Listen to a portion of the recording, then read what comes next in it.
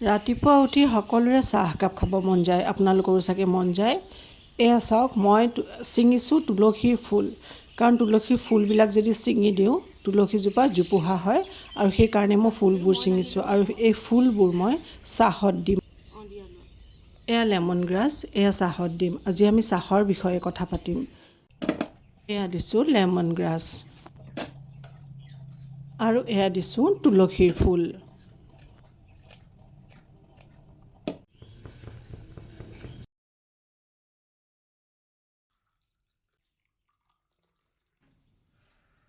চাহ খাবলৈ এৰিব লাগে বুলি ক'লে পৰা যায়নে বাৰু? হয়তো নোৱাৰি, কাৰণ আমাৰ ডায়েটত চাহটো এটা এৰিব নোৱাৰা সম্বন্ধ হৈ পৰিছে। চাহ এৰাটো বাদেই কম কৰিবলৈও মানুহে মন নকৰে। কথাটো হয়নে বাৰু? কমেণ্টত জনাবচোন। আজি মই চাহ আপোনালোকক এৰিবলৈ নকওঁ, চাহ খাবলৈ কম। যেনেকৈ চাহ খায় তেনেকেই খাব পাৰিব, কিন্তু সময় কম কি কেনেকৈ চাহ খাব, আৰু যে অকল চাহপাতৰেই চাহ খাব লাগে তেনেকুৱা কোনো কথা নাই। ভিডিঅ' বনোৱা আছে তাৰ ওপৰত, যে চাহপাতৰেই যে আমি চাহ খাব লাগিব তাৰ কোনো কথা নাই। গতিকে চাহটো কেনেকৈ খাব, কিহেৰে খাব, আৰু কোনটো সময়ত খাব আৰু কোনটো সময়ত নাখাব, আজি গোটেইখিনি কথা মই কভাৰ কৰিম। ভালকে ভিডিঅ'টো শেষলৈকে আপোনালোকে চাব, আৰু যদি কিবা বুজি নাপায় কমেণ্টত মোক সুধিব। আপোনালোকে এটা কথা জানি আচৰিত হৈ যাব, কেইটামান সৰু সৰু কথা যদি আমি চাহ বনোৱাৰ সময়ত মন কৰোঁ, তেতিয়াহ'লে আমি চাহৰ বেড এফেক্টৰ পৰা আমি বাচি যাব পাৰোঁ। চাহখিনি আমি অমৃত বনাই ল'ব পাৰোঁ, যিহেতু আমি চাহ সদায় খাওঁ। আমি যদি মন কৰোঁ আৰু চাহত যদি আমি কেইটামান বস্তু এনেকুৱা মিহলাই লওঁ, তেতিয়াহ'লে ব্লাড চুগাৰ, ডায়েবেটিছ, পেটৰ ফেট আৰু হাৰ্ট ডিজিজ কম কৰাত বা একেবাৰে নোহোৱাত সহায় হ'ব পাৰে আমাৰ এই চাহ খোৱাৰ নিয়ম সলনি কৰি। চাহ বনোৱাৰ সময়ত 3টা কথাত ধ্যান দিব, যাতে আপুনি চাহৰ পৰা হোৱা লোকচানৰ পৰা বাচি যাব পাৰে। কেতিয়া চাহ একেবাৰে খাব নালাগে আৰু কোনটো সময়ত চাহ খাব পাৰে, এইখিনি কথা ক'ম। চাহ যদি শুদ্ধ পদ্ধতিত বনাই খায়, তেতিয়াহ'লে আমি তাৰ পৰা বহুত লাভ ল'ব পাৰোঁ। শুনি আচৰিত লাগিলেও এইটো কিন্তু একেবাৰে সঁচা কথা। চাহত পলিফিনেলছ নামৰ এণ্টি অক্সিডেণ্ট থাকে। চাহ বনোৱাৰ সময়ত আমি নজনাকৈ এনেকুৱা কিছুমান ভুল কৰি দিওঁ, সেই এণ্টি অক্সিডেণ্টৰ পৰা আমি কোনো লাভ ল'ব নোৱাৰোঁ। আপুনি জানি আচৰিত হ'ব, চাহক আমি আনহেল্ডিৰ পৰা হেল্ডি বনাই ল'ব পাৰোঁ। চাহখিনিক বহুত দেৰিলৈ চাহপাত দি উতলাই থাকিব নালাগে। বেছি উতলালে চাহখিনি কাঢ়াটো হয়েই, লগতে ইয়াৰ যি এণ্টি অক্সিডেণ্ট আছে, যিহৰ পৰা আমি লাভ ল'ব পাৰোঁ, সেইটো আমি নাপাওঁ। আৰু চাহ যিমান উতলাব সিমান টেনিনছ ৰিলিজ হ'ব। এই টেনিনছৰ কাৰণে বেছি কাঢ়া চাহ খোৱা মানুহৰ দাঁতবোৰত এটা লেয়াৰ পৰি যোৱা দেখা যায়, কলা ধৰণৰ। পেটত এচিড হয়, খোৱাৰ পৰা আমি নিউট্ৰিশ্যন এবজৰ্ব নহয়, আৰু সেইকাৰণে কোৱা হয় বাহিৰৰ চাহে বেছি লোকচান কৰে আমাক। সেই চাহ বেছি উতলাই উতলাই বনোৱা হয়, আৰু একেখিনি চাহপাততে বনাই থকা হয়। চ' সেই চাহ জেনেৰেলি আমি ঘৰত বনোৱা চাহতকৈও বহুত বেছি হাৰ্মফুল। আৰু চাহত যেতিয়া চেনি ব্যৱহাৰ কৰা হয়, তেতিয়াও তাৰ এণ্টি অক্সিডেণ্ট কম হৈ যায়। আৰু মিঠা নোহোৱা চাহ কোনেনো খাব? চেনিখিনি ছালফাৰ আৰু অন্য কেমিকেলেৰে ইমান বেছি প্ৰচেছ হৈ যায় যে নিউট্ৰিশ্যনৰ নামত একোৱেই নাথাকে। চাহখিনি মিঠা কৰিবলৈ দেশী খাণ্ড বা ধাগা মিশ্ৰি, এই দুটা বস্তু বা যিকোনো এটা মিহলাই ল'ব পাৰে। চাহত গুড় কেলে খাব নালাগে, সেইটো কথা মই আগলৈ কৈ আছোঁ আপোনালোকক। আয়ুৰ্বেদৰ মতে গুড় আৰু গাখীৰৰ কম্বিনেশ্যন খুব ভাল নহয়, সেয়ে চাহত গুড় মিহলাই খোৱাটো, গাখীৰ চাহত বিশেষকৈ গুড় মিহলাই খোৱাটো এভইড কৰিব পাৰিলে ভাল। গাখীৰখিনি উতলাই পেলাই আপুনি গুড় দি দিবচোন, সেই গাখীৰখিনি দেখিব ফাটি গৈছে। গুড়ৰ চাহে সহজতে পেট বেয়া কৰিব পাৰে। চাহ বনোৱাৰ সময়ত কেইটামান বস্তু মিহলাই ল'লে আপুনি সৰু সুৰা অসুখবোৰৰ পৰা বাচিব পাৰে, আৰু চাহখিনিও বেছি সোৱাদ লগা হয়। 1 নম্বৰত সৰু ইলাচি, আমাৰ শৰীৰক শক্তি দিয়ে, ইয়াত এণ্টি ইনফ্লেমেটৰীও আছে। ৰেগুলাৰ চাহত দি খালে বহুত বেমাৰৰ পৰা বাচিব পাৰিব। লঙে আমাৰ শৰীৰটোক ফ্লেক্সিবল বনায়, শৰীৰৰ নাড়ীবোৰক ফ্লেক্সিবল বনায়।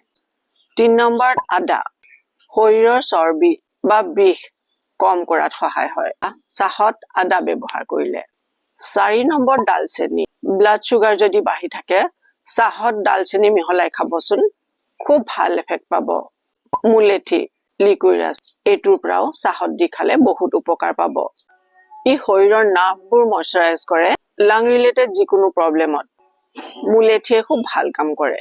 চফ, পেটৰ আলচাৰ, টেঙা উগাৰ, এচিডিটি এইবোৰ থাকিলে চাহত চফ উতলাই পেলাই খাব।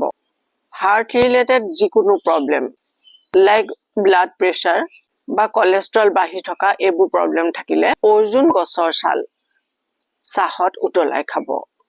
অৰ্জুন গছৰ ছালটো যদি আপোনালোকে পায় ভালেই, নহলে মাৰ্কেটত ভাল কোম্পানীৰ অৰ্জুন গছৰ ছালৰ গুৰি কিনিবলৈ পাব। অৰ্জুন গছৰ ছালৰ গুৰি যদি মিহলাই চাহ খায়, চাহখিনিত আপুনি একো তাৰ টেষ্ট একো নাই, কিন্তু বহুত উপকাৰত আহিব। গোটেইবোৰ বস্তু একেলগে মিহলাই খাব লাগিব বুলি কোনো কথা নাই। যিটো আপুনি সহজতে পায় সেইটো ব্যৱহাৰ কৰিলেই হ'ল। আয়ুৰ্বেদৰ মতে চাহত গাখীৰ মিহলাই খাব নালাগে।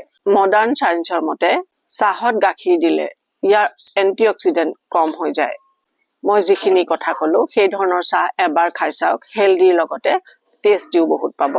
চাহ বনাবৰ কাৰণে পেনত পানী দিয়ক, তাত সৰু ইলাচি, লং, মুলেঠি, বাকি যিখিনি বস্তু কলো গোটেইখিনি বস্তু দি পেলাই ভালকৈ উতলাওক। আধা হোৱালৈকে ভালকে উতলাওক। তাৰপিছত অকণমান চাহপাত দি পেলাই লগে লগে গেছটো বন্ধ কৰিব। আৰু যদি আপুনি গাখীৰ চাহ খায় তেতিয়াহলে গাখীৰ অকণমান দি পেলাই গেছ লগে লগে বন্ধ কৰিব। তাত অলপ মিঠা মিহলাই সেই চাহ খাই চাওক, কিমান হেলদি আৰু আপোনাৰ হেপি হৈ যাব সেই চাহ খাই। আপুনি এনেকে সুন্দৰ মছলা চাহ কাপ ৰেডি কৰি ল'ব পাৰে। এতিয়া জানো আহক চাহ কেতিয়া খাব আৰু চাহ কেতিয়া নাখাব। এটা কথা মন কৰিব, খোৱা বোৱাবোৰ যিমান হেলদি হয় আৰু যদি তাৰ সময়ত আমি নাখাওঁ, সেই সময়টো আমাৰ ঠিক নহয় খোৱা বোৱা কৰাৰ, তেতিয়াহলে সেই হেলদি বস্তুখিনিৰ পৰা আমি প্ৰফিট ল'ব নোৱাৰো, ভাল ৰিজাল্ট আমি পাব নোৱাৰো। যেনেকে পানীখিনি ডেফিনেটলি হেলদি, আপুনি সকলোৱে জানে, কিন্তু আহাৰ কৰাৰ পিছত যদি আমি পানী ঢুকঢুককে পানী খাই দিওঁ, সেই পানীয়ে কিন্তু আমাৰ ভিতৰৰ যিখিনি আমি আহাৰ খালো সেই আহাৰখিনি পচাবহে, তাৰ পৰা আমি একো প্ৰফিট ল'ব নোৱাৰো।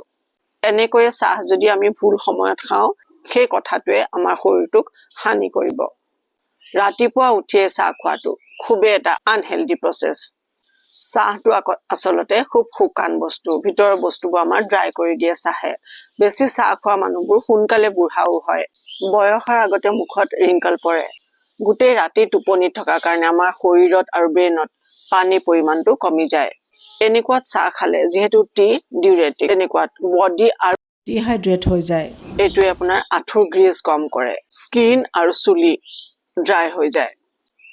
যদি আপোনাৰ অভ্যাস আছে উঠিয়ে চাহ খোৱাটো আপুনি এৰিব নোৱাৰে, তেতিয়াহলে এটা কাম কৰিব পাৰে, এগিলাচ বা দুগিলাচ কুহুমীয়া গৰম পানী খাই ল'ব। খোৱাৰ পিছত আপুনি 10 মিনিট মানৰ পিছত আপুনি একাপ চাহ খাব পাৰে। আৰু বহুত মানুহৰ এনেকুৱাও হয়, চাহ নোখোৱালৈকে প্ৰেছাৰ নাহে, পেটটো ক্লিয়াৰ নহয়। এনেকুৱাত চাহৰ নিচিনাকৈ গৰম পানী ফুকিয়াই ফুকিয়াই খোৱাটো কৰিব। এদিন দুদিন হয়তো আপোনাৰ অকমান আমনি হ'ব পাৰে, কিন্তু খুব সোনকালে আপোনাৰ এইটো হেবিট হৈ যাব। বা একাপ হাৰ্বেল টি খাব পাৰে, যিটোৱে আপোনাৰ কোনো লোকচান নকৰে, ওপৰঞ্চি আপোনাক প্ৰফিটহে কৰিব।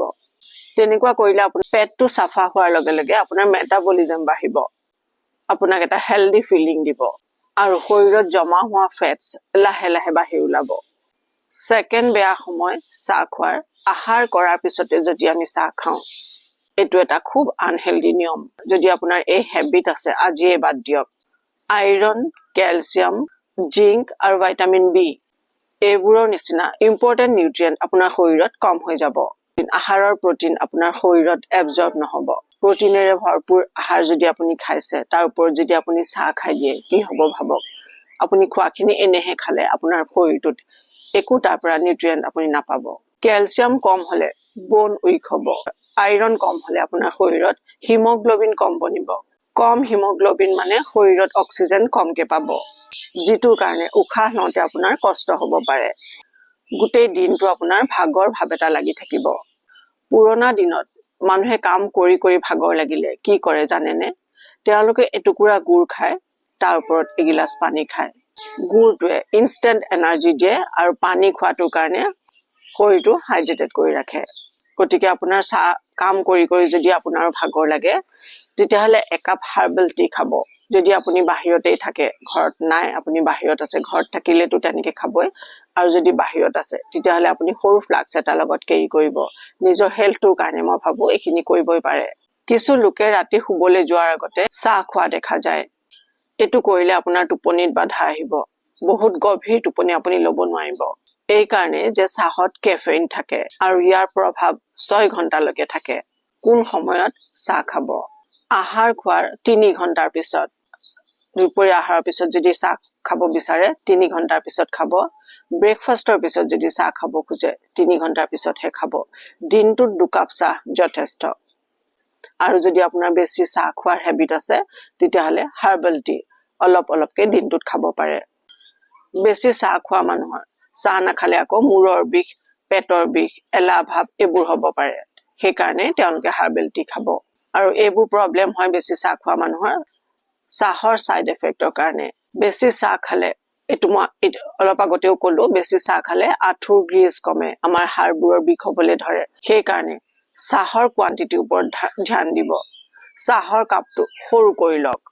এই গোটেই কথাখিনিত যদি আপুনি ধ্যান দিয়ে তেতিয়াহ'লে চাহৰ বেড এফেক্টৰ পৰা আপুনি বাচি যাব পাৰে। আৰু চাহ বনোৱা পাত্ৰটো যদি ষ্টীল বা পিতলৰ হয় খুবেই ভাল, এলুমিনিয়াম নল'ব। এইখিনি হ'ল আজি আমাৰ চাহৰ ওপৰত কথা।